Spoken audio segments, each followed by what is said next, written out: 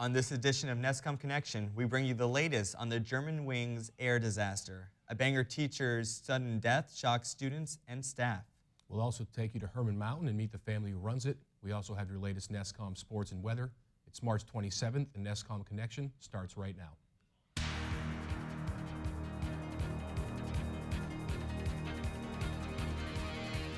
From the campus of Husson University, this is your NESCom Connection. Hello, and thank you for joining us. I'm Chris Footer.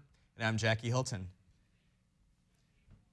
A French prosecutor says the co-pilot of the doomed Germanwings Flight 9525 apparently wanted to, quote, destroy the aircraft. The crash killed all 150 passengers and crew members.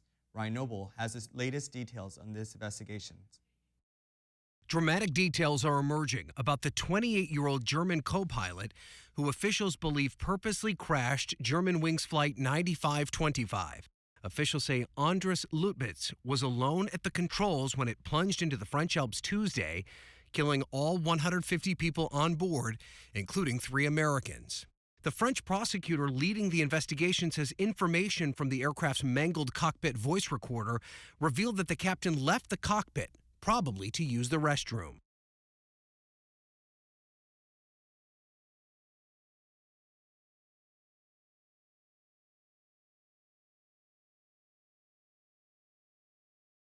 The prosecutor says he does not know if Lutbitz planned this in advance, saying only that he, quote, took advantage of the pilot leaving the cockpit to start the descent.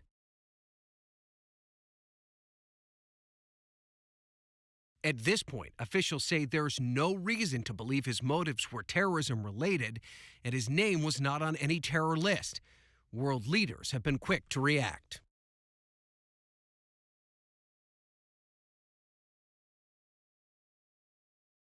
Back at the crash site, investigators are combing through the debris for clues. They also want to find the plane's second black box, the flight data recorder. The motive in this case remains unknown. Students and teachers at John Baptist Memorial High School are still in mourning over the unexpected death of social science teacher Jeremiah Gorman. Gorman's body was found in a Bangor hotel on Saturday. According to multiple reports, Bangor police had started an investigation that accused Gorman of soliciting nude photos of underage female students.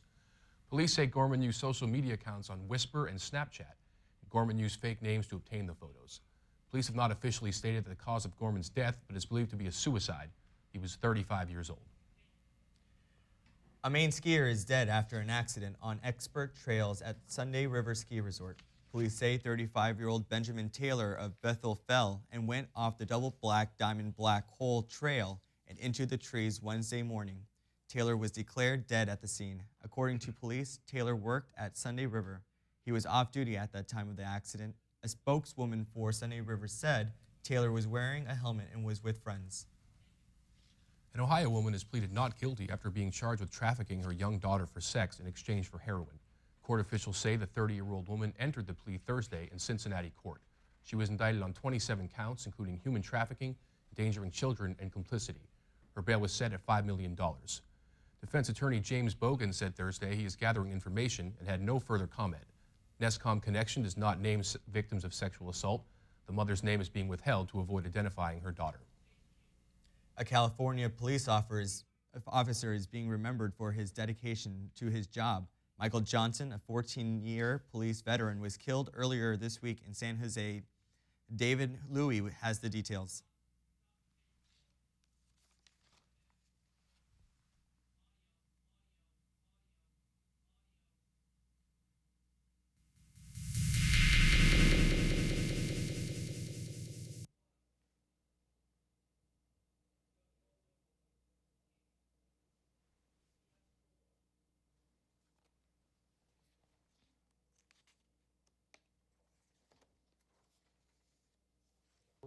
I text him, I says, hey, you okay, bro? And I never got a response. And, I was hoping, this morning I would see something. but, you know, I never got that text. Santiago and Johnson were black belts in judo and taught both children and adults at the Pacific Judo and Jiu-Jitsu Academy in South San Jose. Johnson started training in martial arts at age 15. His one-time supervisor at San Jose Police, Sergeant Paul Kelly, said Johnson was an ideal officer. He was a even keel, respectful, hardworking officer.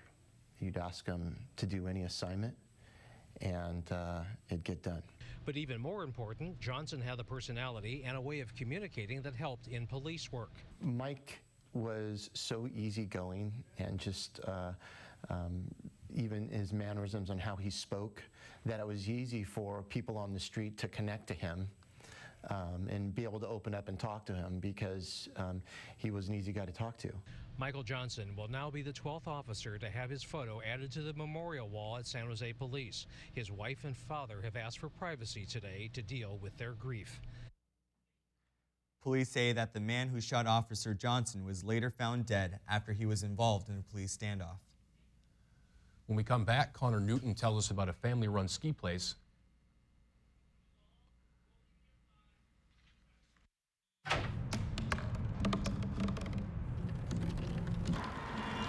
Everybody has a dream.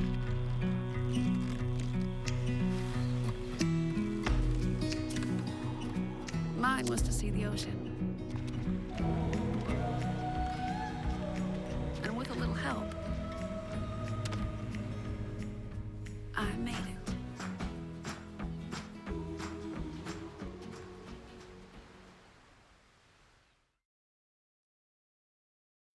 I'm good. Homemade noodles. Oh. Marty, stop it. Oh my goodness, I'm so sorry. That reminds me. I've been thinking maybe we should try a new form of birth control. I heard about this one. It's called the IUD, intrauterine device. Or we could try the patch on your arm. Actually, I think that one goes in your butt. Bedsider.org has birth control information and a lot more. And it's... What do you think then? Arm or the butt?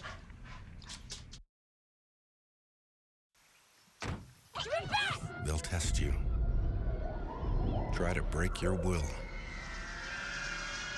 But however loud the loudness gets, however many cheese puffs may fly, you're the driver, the one in control. Stand firm. Just wait. And move only when you hear the click that says they're buckled in for the drive. Never give up till they buckle up.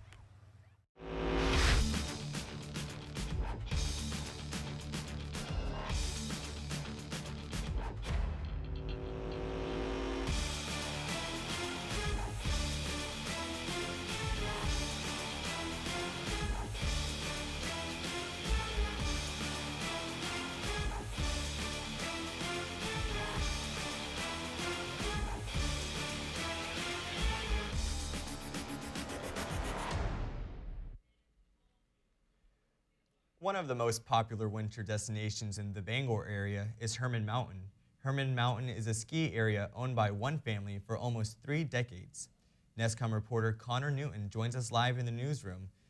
Konnor, can you tell us more of the story? Thanks, Jackie. Hermon Mountain may be small, but they've got quite a bit to offer.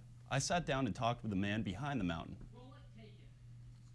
Hermon Mountain may not be the biggest or most popular mountain in Maine, but what it lacks in size, some say it makes up for in personality. The kind of personality you'd expect from a family of Mainers. Hermon Mountain has been owned and operated by Bill Whitcomb and his family since the late 80s.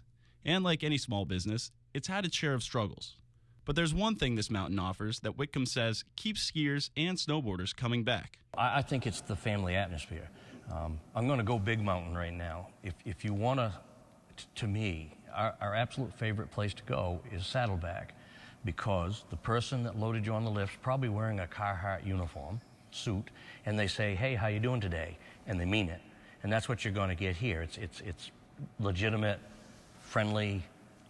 Not that the other mountains aren't friendly, I don't mean to say that, but it has that family feel. A family atmosphere run by 4 generations of the Whitcomb family.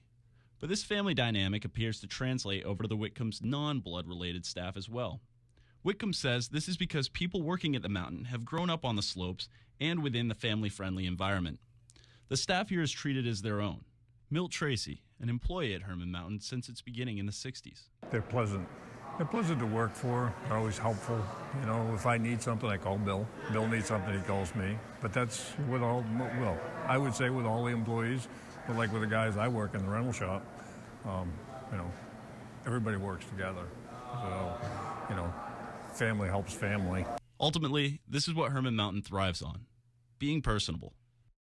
Any ski area that wants to survive had better figure out that they need to belong to the community. So we're very fortunate the community embraces us. Now, we've had a pretty harsh winter, but the folks over to Hermon Mountain were confident that people's love for winter sports would keep the slopes full this winter. Now, do the Whitcombs have any idea how long the ski area will remain within the family? Yes, Bill said that although retirement age is just around the corner, one of his sons has stepped forward and said that he would take over ownership of the mountain once Bill retires. So we can expect to see that the Whitcombs will own Hermon Mountain for years to come. Back to you, Jackie. All right, thank you very much, Connor, for that report. A North Carolina amusement park has been added one of the world's fastest roller coasters in the world. Greg Suskin has more. After 41 years in the thrill business, Carowinds believes it has topped itself. The Fury 325 is the park's biggest and fastest addition ever. News crews, along with hundreds of fans who drew lucky tickets in a contest, got to ride up this mountainous climb to experience it first. This coaster just took my breath away. It left me shaking when I came back in the station. It's got the extreme height, it's got the extreme speed, and it's relentless. It doesn't let up until the end. And Cedar Fair, owner of Carowinds, has been relentless about upgrading the park, spending $50 million overall. In 2013, the city of Charlotte and Mecklenburg County handed Cedar Fair a business investment grant of nearly $1 million. The company aims to boost annual attendance from 1.9 million visitors to 2.5 million, and major new attractions would play a part. The mile-long ride forced the park to create a whole new parking lot and build a new entrance as well. They expect the additions will add jobs, not to mention boost revenue to nearby hotels and restaurants once the summer season hits full swing. And Carowinds aims to bring back old fans like this one. I haven't been to Carowinds in years, 3 or 4 years, so I was kind of nervous about getting on a ride like this at this intensity for the first time, and I held it in. The park says the ride is set to open in the spring. Each ride will last about 3.5 minutes. An off-duty police officer from Rhode Island is being celebrated as a hero after he saved a man from a burning car. Brian Yacono has more. Medeiros works for the Cranston Police Department, but his job to protect and serve stretched far beyond his shift. The flames shooting out of this Range Rover caught Medeiros' attention while he was driving to work on I-195 in East Providence. He pulled over to call 911. I saw that there was someone in the car, so I just stuffed my phone in my pocket and somehow made my way over the fence. I don't know how I got over the fence, but I just pulled him out of the car. Was it instinct to just go in there and save him? I mean, I didn't really think, I'm going to go save this guy's life. I just saw him in there. I just went out and grabbed him. So, I mean, I guess it was instinct, yeah. NBC 10 discovered the driver inside as 70-year-old Richard Brady. He's considered one of the richest men in Rhode Island. Brady is the former CEO of Nortec and on the board of trustees at Roger Williams University. He hosted a fundraiser for President Obama at his Newport mansion. Brady's home on the east side of Providence was broken into last year and back in 2008. As Medeiros spoke to NBC 10, he remained very humble and happy to help a complete stranger. I don't consider myself a hero. I was in the right place at the right time. And anyone else I worked with would have done it. They would have stopped, too, so. Police believe that a medical condition led up to the crash. Is a Big Mac the next big thing in fashion? It is too early to tell, but we can say McDonald's has created a new clothing line based on the famous burger. The line includes pajamas, sheets, and pillowcases, as well as wrapping paper and boots. Soon, there will be even jackets for dogs. It made its saucy debut in Sweden on Tuesday. When we come back, Cody Provost will have your sports. Stay tuned.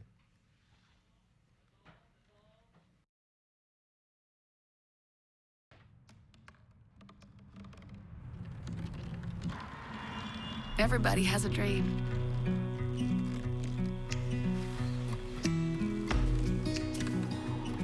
Mine was to see the ocean.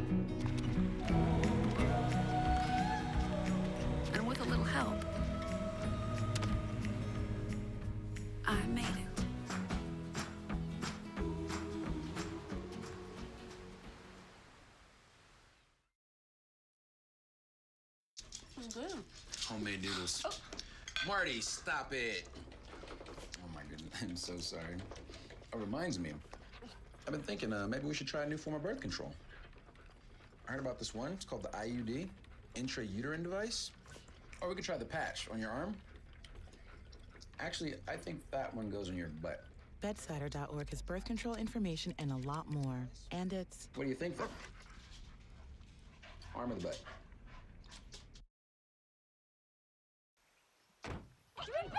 They'll test you. Try to break your will. But however loud the loudness gets, however many cheese puffs may fly, you're the driver, the one in control. Stand firm. Just wait. And move only when you hear the click that says they're buckled in for the drive. Never give up till they buckle up.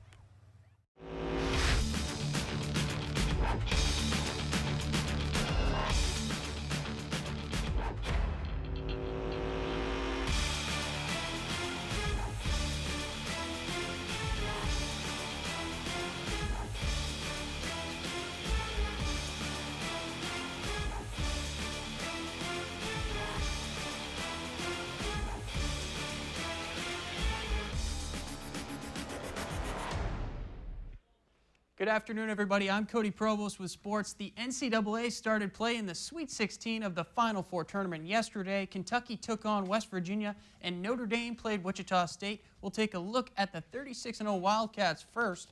West Virginia guard Daxter Miles predicted Kentucky would lose to them. Let's see if he is right. The Calipari-led Cats jumped out to a quick start. First half of this one, Andrew Harrison driving the lane and gets it with the left hand.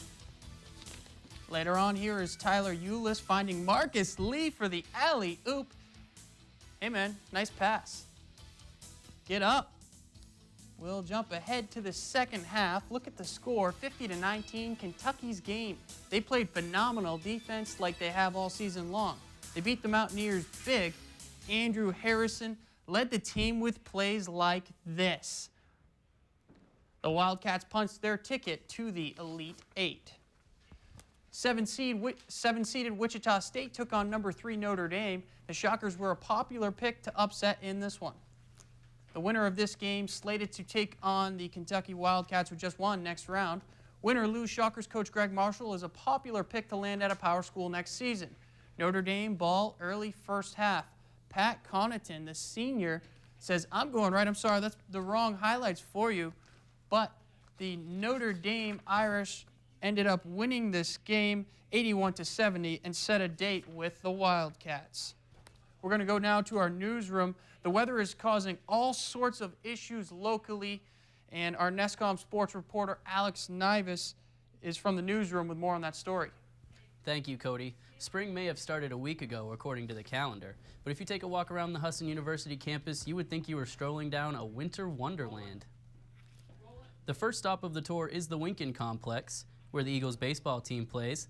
The stands are still full of snow. If any fans would like to try to make their way up to sit in the snow, they'd have to climb through 8 inches of the stuff first. The warning track is not dirt like it normally would be. That's snow too. Baseball has already had one doubleheader postponed from this past Tuesday to today.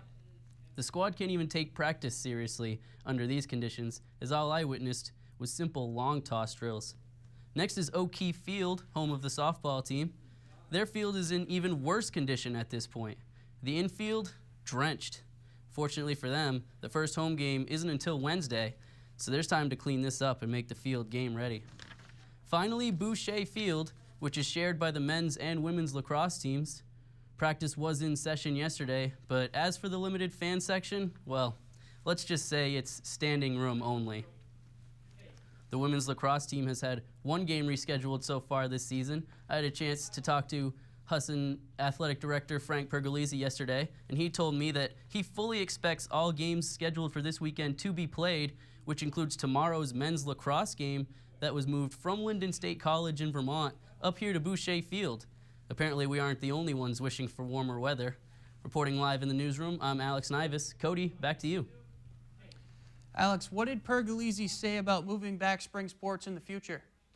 Well, I had a chance to ask him that exact question, Cody, and he told me that right now there is no plan to start spring sports later on in the year. He simply said no. So I guess for right now, we can expect spring sports to continue starting around the beginning of March. Cody, back to you. Thanks for that, Alex. The Celtics took on the Miami Heat at the Garden on Wednesday, both teams making that final playoff push. The Heat looking down from their 7th seed to the Celtics, who as of now are in. We'll pick this one up. Early first quarter, Evan Turner missed that shot. Chalmers finds Goran Dragic. The 6-year shooting guard does the rest, gets fouled as well. Also gets a few high fives on his way back to the huddle. Tied at 7.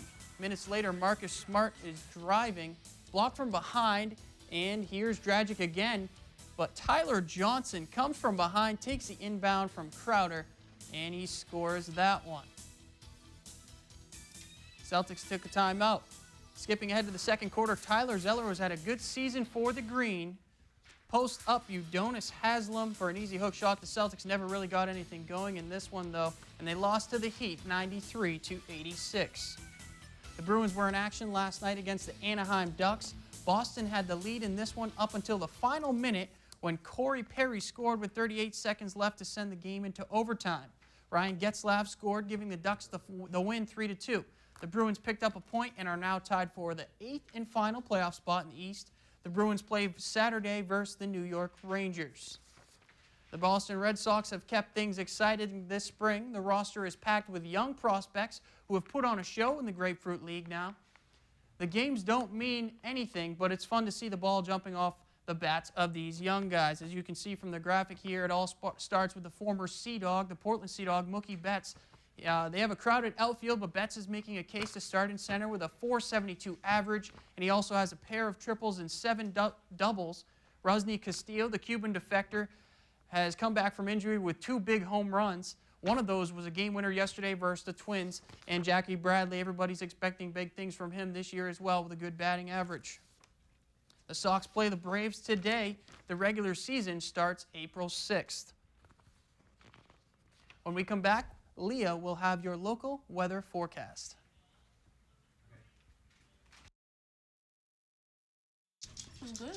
Homemade noodles. Oh. Marty, stop it. Oh my goodness, I'm so sorry. It reminds me, I've been thinking maybe we should try a new form of birth control. I heard about this one. It's called the IUD, intrauterine device. Or we could try the patch on your arm. Actually, I think that one goes on your butt. Bedsider.org has birth control information and a lot more. And it's... What do you think, then? Arm or the butt?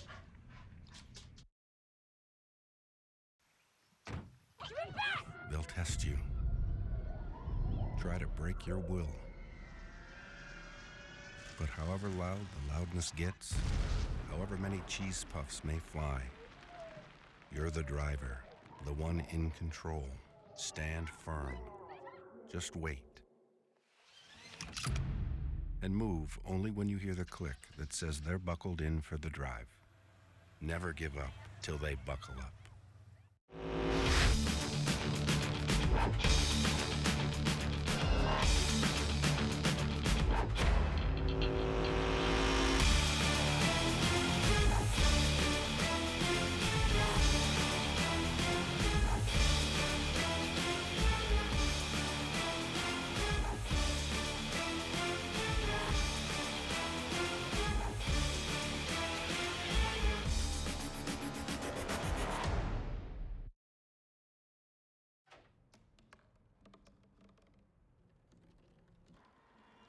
Everybody has a dream.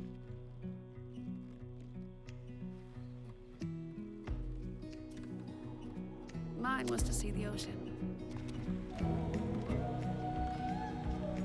And with a little help, I made it.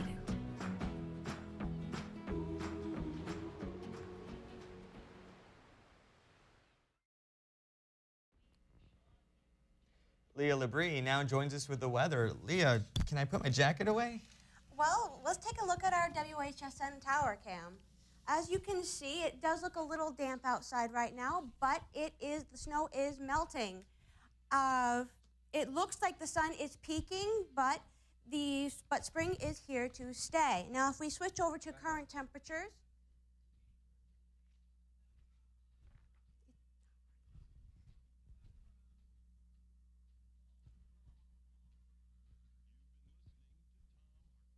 okay, if we take a look at our current temperatures, as you can see, Hilton is at 37 degrees right now. Eastport is at 39. Bangor and Augusta are back down to 37, but we spike back up again with Portland. And if you take a look at our national forecast, you can see that we're going to have a band of lower pressure pushing towards the ocean, which is going to bring a mix of precipitation, but it's not going to stay long, and we're going to have some more sun. Now, if you look at tonight's forecast, tonight is going to be mostly cloudy with a low temperature of 22, and tomorrow we are going to have a 30% chance of precipitation with a high temperature of 34.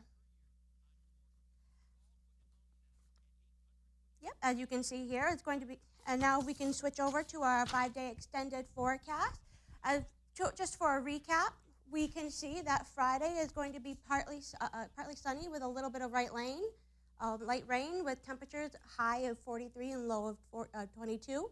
Saturday, we're going to have about 30% chance of rain and precipitation with a high of 34. Sunday, it's going to be sunny, and it's going to be a little bit higher with a high of 37 with a low of 23. Monday, we're going to have another 30% chance of rain and snow, but since it's going to be a high of 41, definitely going to be rain, so pull out your umbrellas. And Tuesday is going to be mostly sunny with a high of 43.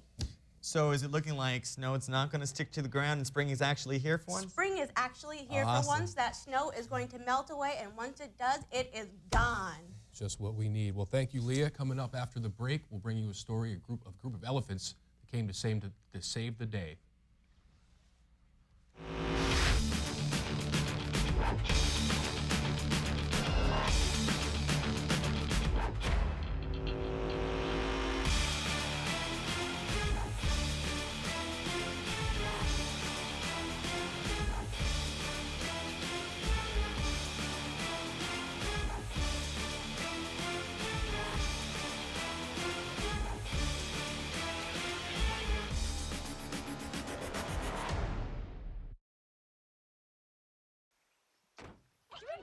They'll test you. Try to break your will. But however loud the loudness gets, however many cheese puffs may fly, you're the driver, the one in control. Stand firm. Just wait. And move only when you hear the click that says they're buckled in for the drive. Never give up till they buckle up. Good. Homemade noodles. Oh. Marty, stop it. Oh my goodness, I'm so sorry. It reminds me, I've been thinking maybe we should try a new form of birth control. I heard about this one. It's called the IUD, intrauterine device. Or we could try the patch on your arm. Actually, I think that one goes on your butt. Bedsider.org has birth control information and a lot more. And it's... What do you think, then? Arm or the butt?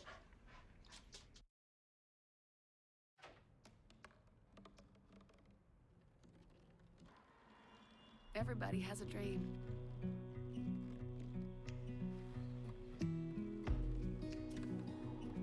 Mine was to see the ocean.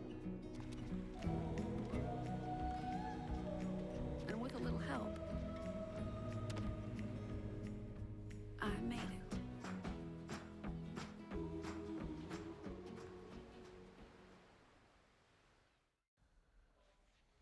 Two unlikely heroes come to the rescue when an 18-wheeler was stuck on the highway in Louisiana. A truck transporting 2 elephants began to teeter while it was parked on the shoulder of the road. The driver is also the elephant's trainer, and he had an unusual idea. He used 2 of the elephants to help right the truck. The plan worked, and the truck was soon back on the road. I guess you can do anything with WD-40, duct tape, and 2 elephants. Yeah, elephants. Who knew? I know. Help you out like that. You gotta love elephants. That wraps up this edition of NESCom Connection. For more news and sports, check out our YouTube channel, journalism channel. Good night, everyone.